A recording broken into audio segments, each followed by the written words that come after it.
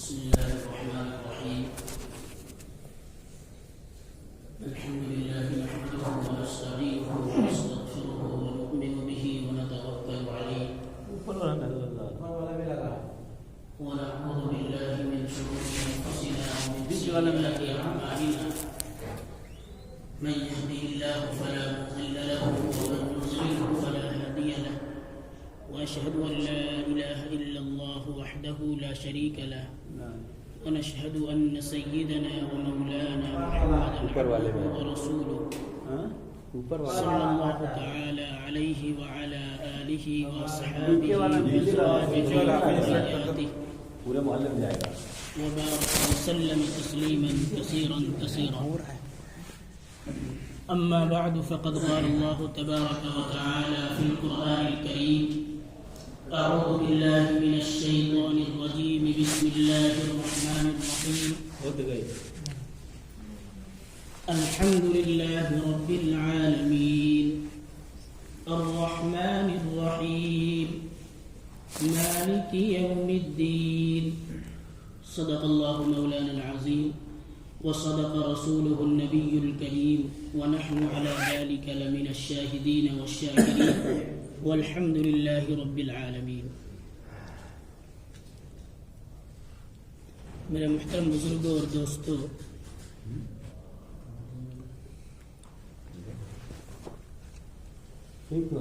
یہ سورہ فاتحہ کی ابتدائی 3 آیات ہیں، جن میں سے پہلی 2 آیات کا ترجمہ اور اس کی مختصر تشریح پیشرفتہ بیان کی جا چکی ہے. آج انشاءاللہ تیسری آیات کا ترجمہ اور اس کی مختصر تشریح بیان کی جائے گی.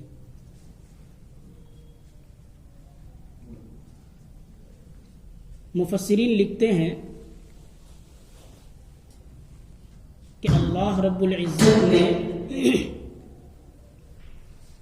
سورہ فاتحہ کی اس ابتدائی 3 آیتوں میں اسلام کے 3 بنیادی مقاصد بیان فرمائے ہیں. اسلام کے 3 بنیادی مقاصد کیا ہیں؟ بلکہ یوں کہہ لیجئے کہ اسلام کے 3 بنیادی عقائد کو بیان فرمائے.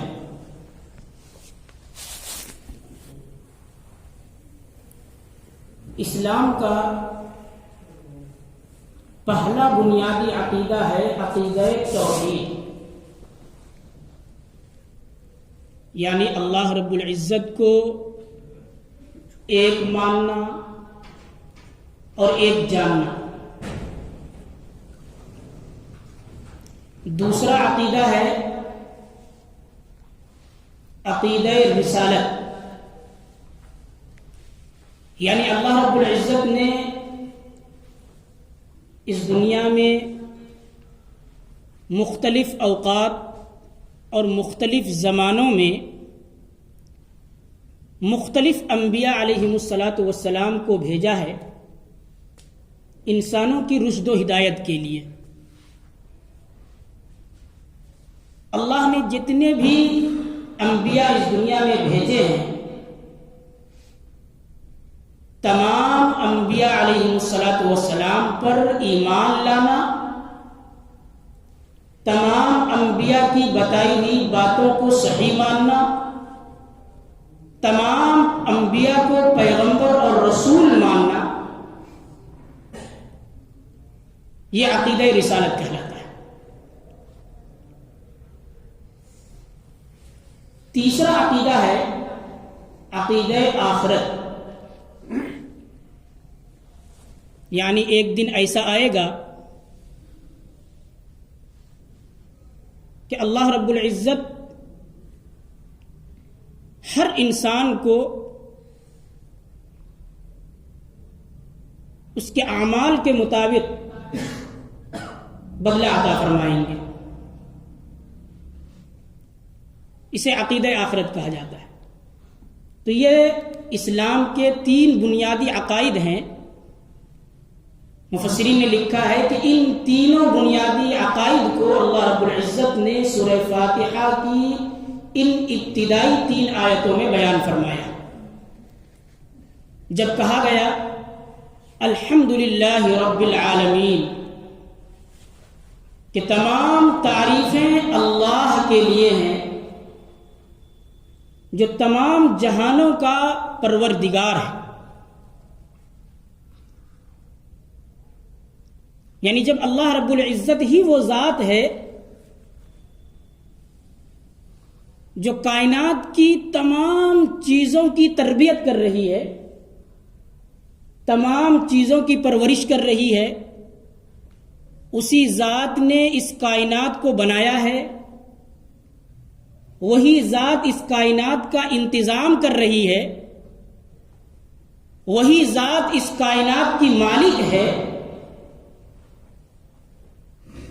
تو یقینی طور پر یہ بات ظاہر ہوتی ہے کہ تنے تنہا وہی ذات اس لائق ہے کہ اس کی عبادت کی جائے، اس کے علاوہ کسی اور کی عبادت نہ کی جائے،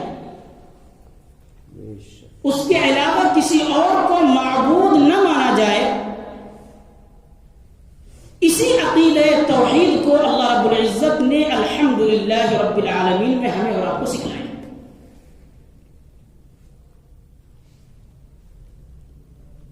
جب دوسری آیت میں کہا گیا الرحمن الرحیم کہ وہ رحمان ہے، یعنی وہ بڑی رحمتوں والا ہے، اس کی رحمت کائنات کی تمام مخلوقات پر عام ہے، کائنات کے ذرے ذرے پر اس کی رحمت پھیلی ہوئی ہے۔ الرحیم وہ بڑا مہربان ہے، اس کی رحمت کامل اور مکمل ہے۔ تو اس سے خود بخود یہ بات نکلتی ہے کہ جب اللہ نے اتنی بڑی کائنات کو بنایا ہے، اس کائنات میں انسان کو بھیجا ہے، تو اللہ رب العزت کی مہربانی اور رحمت سے یہ ممکن ہی نہیں ہے کہ وہ انسان کو اس دنیا میں بالکل اندھیرے میں چھوڑ دے کہ وہ جو چاہے کرتا پھرے۔ انسانوں کی ہدایت کے لیے کوئی انتظام نہ کیا جائے، یہ اللہ کی رحمت سے ممکن نہیں،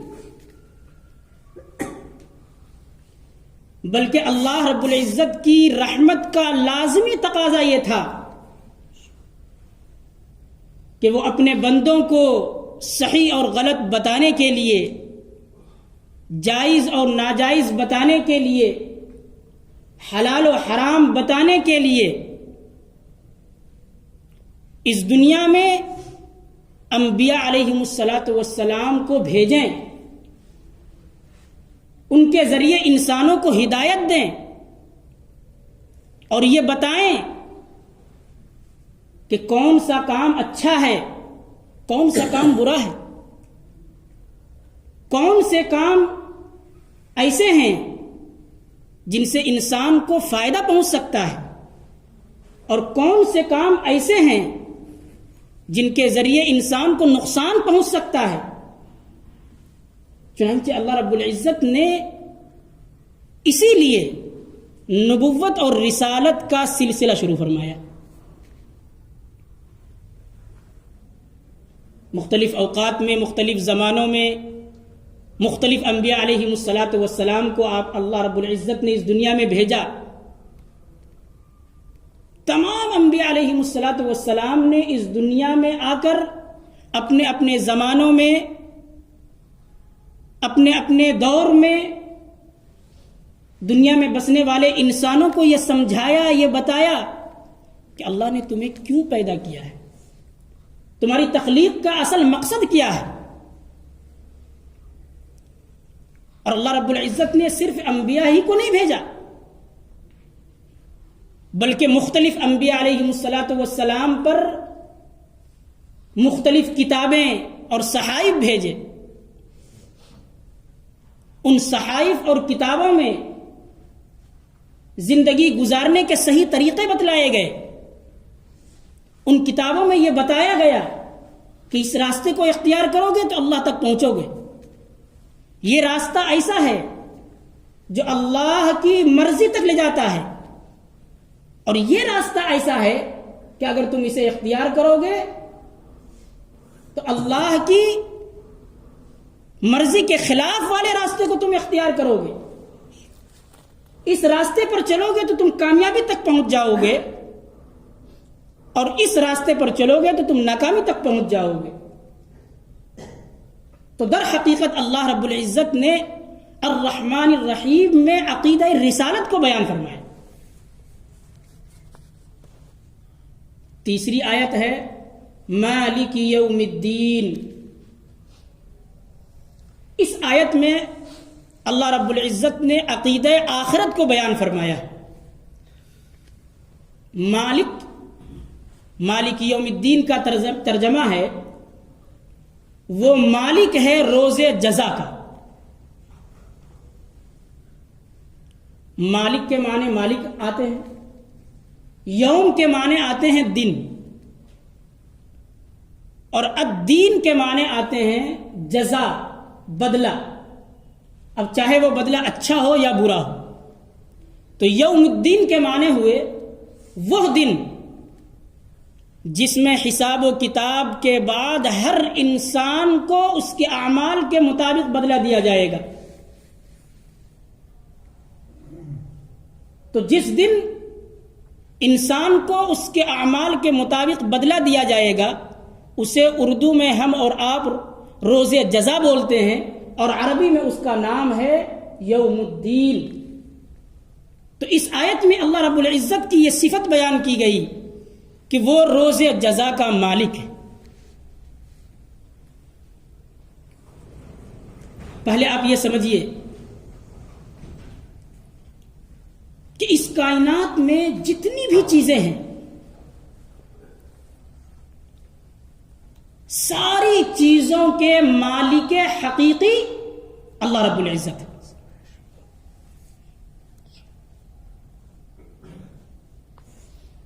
دنیا میں کوئی چیز ایسی نہیں ہے جو اللہ رب العزت کی بنائی ہوئی نہ ہو. ہے کوئی ایسی چیز؟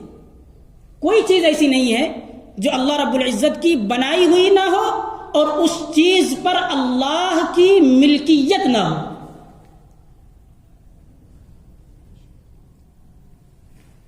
پوری دنیا پر اللہ رب العزت کا راج چل رہا ہے. کائنات کی ہر چیز پر اللہ رب العزت ہی کی بادشاہی اور حکومت ہے. قرآن کریم میں اللہ رب العزت نے ارشاد فرمایا وَلِلَّهِ مُلْكُ السَّمَاوَاتِ وَالْأَرْضِ وَمَا فِيهِنَّ وَهُوَ عَلَى كُلِّ شَيْءٍ قَدِيرٌ. کہ تمام زمینوں میں، تمام آسمانوں میں اور آسمان و زمین کے درمیان جتنی بھی چیزیں ہیں ان تمام چیزوں پر اللہ رب العزت ہی کی بادشاہی ہے، اللہ رب العزت ہی کی حکومت ہے. تو حکومت تو آج بھی اللہ رب العزت ہی کی ہے. تو پھر اللہ رب العزت یہ کیوں فرما رہے ہیں کہ قیامت کے دن کا مالک اللہ تعالیٰ ہے؟ مالک تو کائنات کی ہر چیز ہی کا اللہ تعالیٰ ہی ہے. اس کی وجہ یہ ہے قرآن کریم کی دوسری آیات میں غور کرنے سے یہ بات معلوم ہوتی ہے کہ اس کائنات کی ہر چیز پر اگرچہ حقیقی ملکیت اللہ رب العزت ہی کی ہے، لیکن اس دنیا میں اللہ رب العزت نے اپنے فضل و کرم اور اپنی حکمت و مصلحت کی بنیاد پر انسانوں کو ناقص ملکیتیں عطا فرما رکھی ہیں. اس دنیا میں بعض چیزوں کا انسان کو مالک بنا رکھا ہے، اور اس عارضی اور ظاہری ملکیت کا دنیاوی قانون میں بڑا اہتمام کیا جاتا ہے. چنانچہ اللہ رب العزت نے کسی کو زمین و جائیداد کا مالک بنا رکھا ہے، کسی کو کوٹھی اور بنگلے کا مالک بنا رکھا ہے،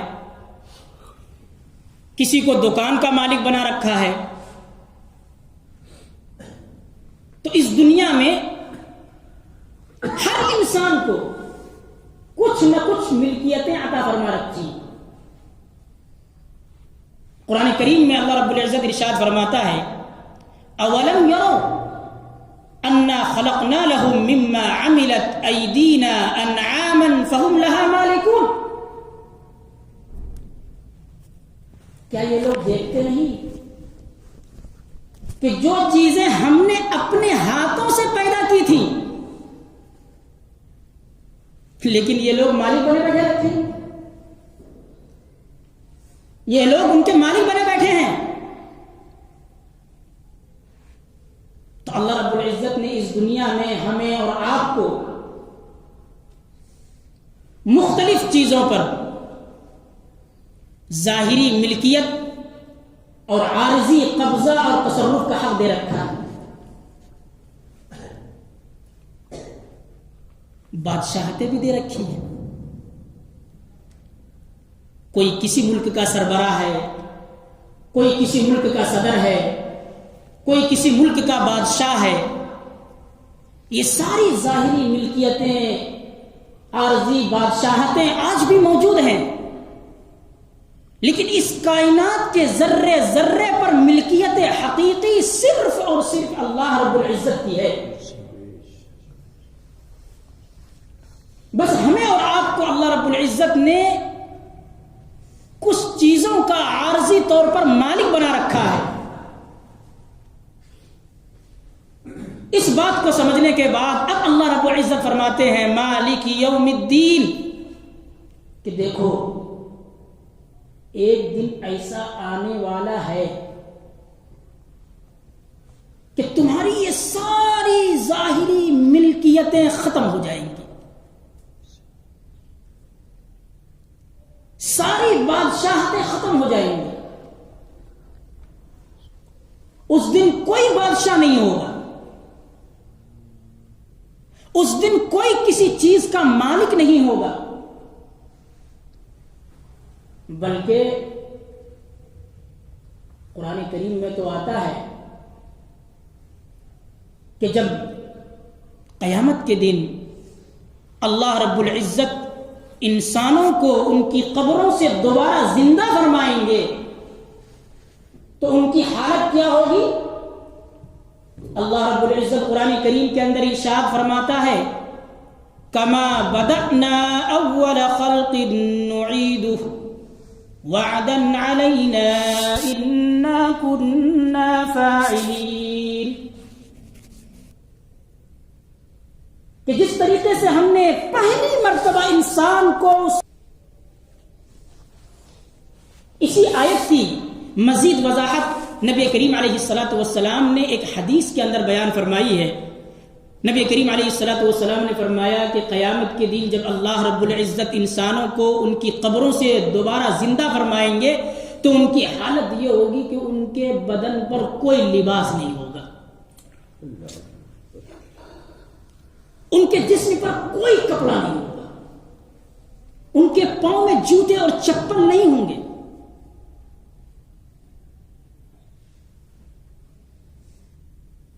یہ در حقیقت اللہ رب العزت کی جانب سے اشارہ ہوگا کہ دیکھو اے انسانوں، دنیا میں جس کپڑے کو تم اپنی ملکیت سمجھتے تھے،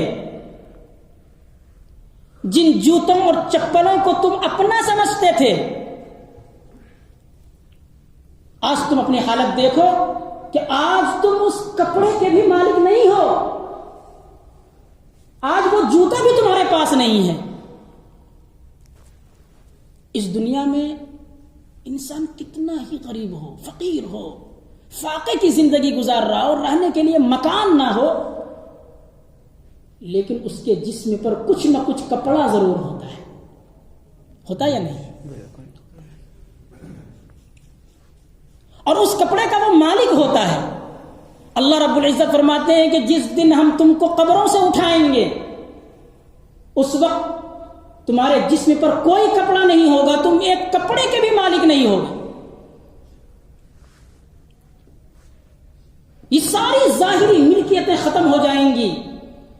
اس وقت اللہ رب العزت کا اعلان ہوگا لمن الملک اليوم، کہ بتاؤ آج کس کی حکومت ہے۔